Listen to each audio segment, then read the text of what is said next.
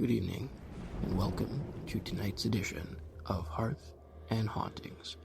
We'll be staying stateside this video with the conclusion of Midnight Mary's tale, and then we'll leave Connecticut for a trip up the road to Sabattus, Maine. Without further delay, I present Midnight Mary, Parts 2 and 3.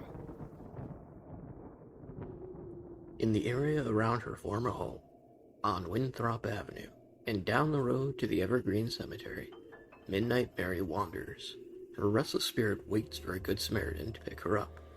Should someone be kind enough to stop for her, she'll direct them to her home and vanish from the car upon arrival. The next version takes us back to the cemetery. It's said that Midnight Mary was a witch, and the moment she swooned or appeared dead, the family seized upon the opportunity to be rid of her.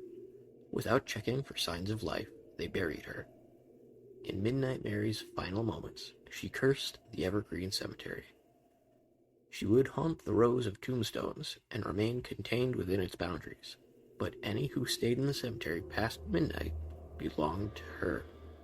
There will always be a brave soul looking to push their limits, and with Yale around the corner, Midnight Mary is said to have claimed a student or two.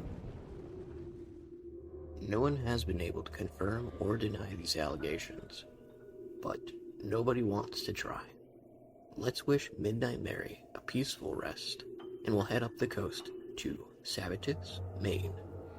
This scenic drive does take us through Salem, but that's a story for another day.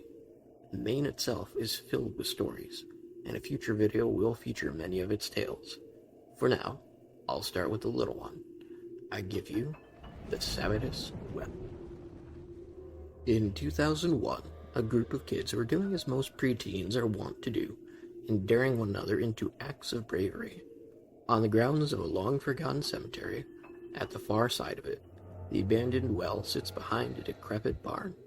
This well had already gained a reputation for being haunted, and in the moment, one of the boys was dared to explore it. Not one to shy away from a challenge in front of his friends, the boy agreed. They lowered him down into the well at the end of a rope. Friends sent him lower and lower into the darkness, until it came to a point they could no longer see him.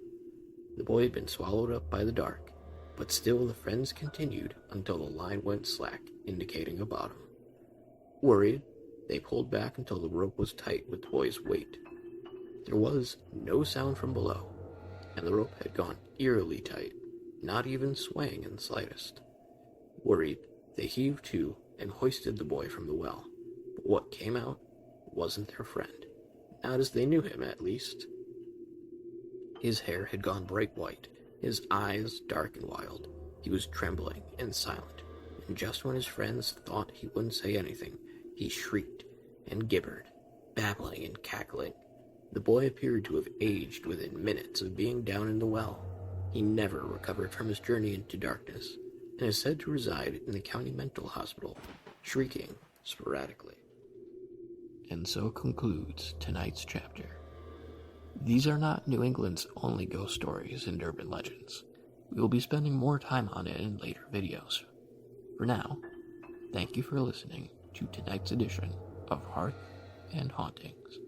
Take heed and be wary of who you pick up on the roadside. Avoid old wells, and if you have to ask yourself if you're safe in the dark, you likely are not.